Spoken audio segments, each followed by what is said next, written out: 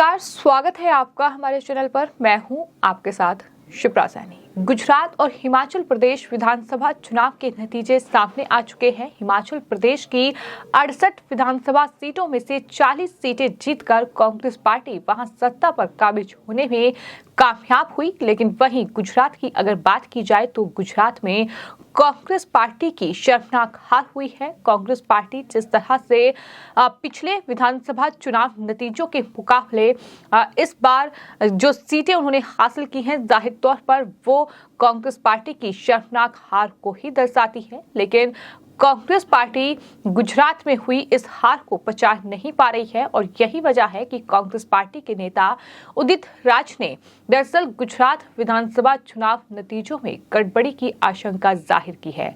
उदित राज की ओर से एक ट्वीट किया गया है जिसमें उन्होंने लिखा है कि गुजरात का चुनाव नतीजा गले के नीचे नहीं उतर रहा है, कुछ जरूर हुआ है। ये आशंका उनकी तरफ से जाहिर की गई है। उनके इस ट्वीट को लेकर तमाम जो सोशल मीडिया यूजर्स हैं, खासतौर पर जो ट्विटर यूजर्स हैं, वो उन्हें जमकर ट्रोल कर रहे हैं और ये पूछ रहे हैं कि अगर उदित राज और कांग्रेस पार्टी गुजरात में हुई हार को नहीं पचा पा रही है तो फिर हिमाचल प्रदेश में हुई जीत को कैसे पचा पा रही है। हिमाचल प्रदेश की जीत उनके गले के नीचे कैसे उतर रही है, ये सवाल लगातार सोशल मीडिया यूजर्स, खासतौर पर ट्विटर यूजर्स जो है वो कांग्रेस पार्टी से पूछ रहे हैं। क्योंकि गुजरात में जहां कांग्रेस पार्टी बुरी तरीके से हारी है, एक बेहद शर्मनाक प्रदर्शन कांग्रेस पार्टी का रहा, लेकिन वहीं हिमाचल प्रदेश में 40 सीटें जीतकर कांग्रेस पार्टी सरकार बनाने में कामयाब हुई है। हालांकि वहां भी एक लड़ाई लगातार अब सीएम पद को लेकर जारी है, जहां तमाम जो नाम हैं वो सामने आ रहे हैं। हालांकि देखना दिलचस्प होगा कि हिमाचल में कौन सत्ता पर काबिज होगा। लेकिन फिलहाल हिमाचल का जो नतीजा है वो कांग्रेस पार्टी के पक्ष में गया है। लेकिन वहीं गुजरात की अगर बात की जाए तो गुजरात में कांग्रेस पार्टी का बेहद खराब प्रदर्शन रहा और 17 सीटों पर ही महज कांग्रेस पार्टी सिमट कर रह गई। तो ये नतीजा है जो कि 1990 के चुनाव में कांग्रेस का प्रदर्शन सबसे नीचे गिरा था, तब पार्टी को सिर्फ 33 सीटें मिली थी। लेकिन इस बार जिस तरीके का नतीजा रहा है, जिस तरह से बेहद खराब प्रदर्शन ही इसे कहा जाएगा कि 182 सीटों में से सिर्फ 17 सीटें गुजरात में कांग्रेस पार्टी के खाते में गई हैं। तमाम कांग्रेस पार्टी के नेताओं का बयान सामने आया है। न सिर्फ उदित राज जो कि चूंकि गुजरात में नतीजा उनके पक्ष में नहीं आया है तो वहां गड़बड़ी की आशंका जाहिर कर रहे हैं, वो ट्वीट कर रहे हैं और लिख रहे हैं कि चुनाव नतीजा जो है गुजरात का वो उनके गले के नीचे नहीं उतर रहा है और कुछ तो हुआ है। लेकिन वहीं आपको बता दें, हिमाचल प्रदेश का नतीजा उनके पक्ष में चूंकि आया है तो वहां भारत जोड़ो यात्रा का असर हुआ है। राहुल गांधी और प्रियंका गांधी वाड्रा को धन्यवाद दिया जा रहा है। ये तमाम जो बयान हैं ये कांग्रेस पार्टी के सामने आ रहे हैं। जो कांग्रेस पार्टी के राष्ट्रीय अध्यक्ष हैं मल्लिकार्जुन खड़गे, उनका बयान सामने आया है। उन्होंने गुजरात चुनाव में हार पर यह कहा है कि लोकतंत्र में हार जीत होती रहती है। लेकिन वहीं उदित राज ये कह रहे हैं कि गड़बड़ी हुई है।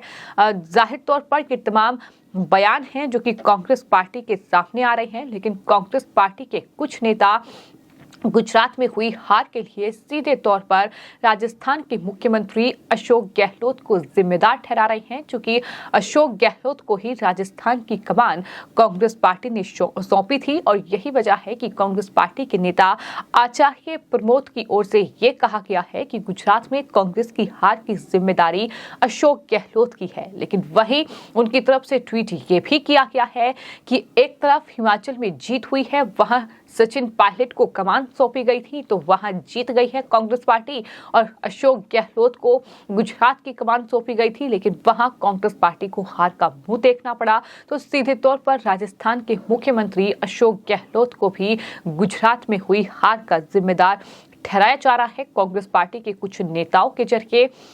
वहीं हिमाचल में कांग्रेस की जीत पर राष्ट्रीय अध्यक्ष जो हैं कांग्रेस पार्टी के मल्लिकार्जुन खड़गे, जो कि गुजरात में हुई हार पर ये कह रहे हैं कि हार जीत लोकतंत्र का हिस्सा है।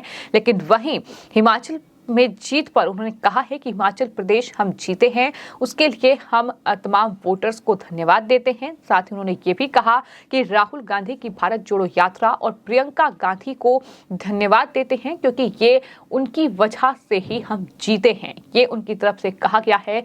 लेकिन एक तरफ हिमाचल एक छोटा पर्वतीय राज्य है जाहिर तौर पर, जहां कुल 68 विधानसभा सीटें हैं, जिनमें से 40 सीटें जो हैं वो कांग्रेस पार्टी ने हासिल की है, वहीं 25 सीटें बीजेपी के खाते में गई हैं। और आपको ये बता दें कि इससे पहले हिमाचल में बीजेपी की ही सत्ता थी, लेकिन ये परिवर्तन वहां देखने को मिला है इन चुनावों में। तो हिमाचल प्रदेश में हुई जीत को वो स्वागत कर रहे हैं कांग्रेस पार्टी के तमाम नेता। वहां उन्हें ईवीएम में कोई गड़बड़ी नजर नहीं आ रही है, वहां उन्हें चुनाव में कोई धांधली नजर नहीं आ रही है। अगर गुजरात में हार हुई है तो उसके लिए वो इस तरह से इन चुनाव में गड़बड़ी की आशंका जाहिर कर रहे हैं। ये हार उनके गले से नीचे नहीं उतर रही है, इस हार को कांग्रेस पार्टी के नेता पचा नहीं पा रहे हैं और इस तरह से तमाम आरोप जो है वो इलेक्शन कमीशन और बीजेपी पर मढ़े जा रहे हैं। लेकिन वहीं बीजेपी की ओर से ये कहा गया है कि बीजेपी ने गुजरात में 52.5% और वोट हासिल किया और 157 सीटें हासिल की हैं। अपने आप में जो रिकॉर्ड है वो बीजेपी ने जीत का बनाया है। गुजरात में चूंकि 180 विधानसभा सीटें हैं और 180 में से 157 सीटें बीजेपी ने जीती है, अपना ही रिकॉर्ड ध्वस्त किया है। लेकिन वहीं कांग्रेस पार्टी का जो वोट प्रतिशत है वो 41.4% से घटकर अब 27.3% रह गया है। यानी किस तरह से कांग्रेस पार्टी को हार का सामना करना पड़ा है। जाहिर तौर पर कांग्रेस पार्टी पहले से ही घिरी हुई थी, लेकिन कहीं ना कहीं इस हार की कई वजह है। तो एक बड़ी वजह यह है कि राहुल गांधी ने रैलियां नहीं की, वहां चुनाव प्रचार नहीं किया। दूसरी बड़ी वजह यह है कि प्रधानमंत्री नरेंद्र मोदी पर जिस तरीके का विवादित बयान गुजरात में दिया गया, जाहिर तौर पर वो गुजरात की जनता को पसंद नहीं आया। ये बयान किसी और ने नहीं बल्कि राष्ट्रीय अध्यक्ष जो है कांग्रेस पार्टी के मल्लिकार्जुन खड़गे, उनकी तरफ से ही ये विवादित टिप्पणी की गई थी। और इस तरह से कमजोर संगठन गुजरात में कांग्रेस पार्टी का रहा है। चूंकि हार्दिक पटेल, अल्पेश ठाकुर जैसे नेता जो हैं वो दूसरी पार्टी में गए, जहां हार्दिक पटेल बीजेपी में शामिल हुए, उसका एक बड़ा असर जो है इन चुनाव नतीजों में देखने को मिला है। बगैर सीएम चेहरे के जो है वो कांग्रेस पार्टी चुनाव लड़ रही थी। तमाम बड़ी वजह रही है तीसरे दल यानी आम आदमी पार्टी की एंट्री भी हुई, हालांकि उसका कोई खास असर देखने को नहीं मिला। लेकिन इस तरह से कांग्रेस पार्टी इस चुनाव में हारी है और जाहिर तौर पर अपनी इस हार पर आत्मचिंतन करने के बजाय, आत्ममंथन करने के बजाय किस तरह से ईवीएम को जिम्मेदार ठहराना, इस तरह से चुनाव में गड़बड़ी की आशंका जाहिर करना, यह अपने आप में बताता है कि कांग्रेस पार्टी हार का जिम्मा नहीं ले रही है। कांग्रेस पार्टी ये नहीं मान रही है कि हाँ उनकी गलती की वजह से ये हार हुई है, उनकी कुछ खामियां रही हैं। जिस तरह से हिमाचल प्रदेश में उन्होंने अपनी जीत को स्वीकार किया है, अगर गुजरात में भी अपनी हार को वो स्वीकार करते तो जाहिर तौर पर ज्यादा बढ़िया रहता। और कहीं ना कहीं कांग्रेस पार्टी जिस तरह से लगातार कांग्रेस पार्टी की नैया डूब रही है, हालांकि उस नैया को पार लगाने की भरपूर कोशिश भारत जोड़ो यात्रा के जरिए की गई, लेकिन कामयाबी मिलती दिखाई नहीं दे रही है। 2024 लोकसभा चुनाव करीब है, तो ऐसे में कांग्रेस पार्टी के लिए मुश्किलें बढ़ रही हैं। लेकिन लोगों का साफ तौर पर यह कहना है कि जब तक ईवीएम या फिर इस तरह से इलेक्शन कमीशन को जिम्मेदार ठहराते रहेंगे, जब तक उस तरह से ईवीएम की राजनीति करते रहेंगे, तो जाहिर तौर पर कांग्रेस पार्टी अपनी नैया को पार लगाने में कामयाब नहीं हो पाएगी। तो जरूरी है कि इन चुनाव नतीजों पर आत्मचिंतन किया जाए, आत्ममंथन किया जाए और उसके बाद बयान दिए जाएं, क्योंकि उदित राज जैसे नेता कहीं ना कहीं कांग्रेस पार्टी को एक तरीके से बिखरने का काम कर रहे हैं। और यही वजह है कि कांग्रेस पार्टी के ये नेता जमकर सोशल मीडिया पर ट्रोल भी हो रहे हैं, लोगों के निशाने पर आ रहे हैं। फिलहाल आपकी इस पूरे मामले पर क्या राय है, हमें कमेंट बॉक्स में जरूर लिखें और चैनल को सब्सक्राइब करें। धन्यवाद।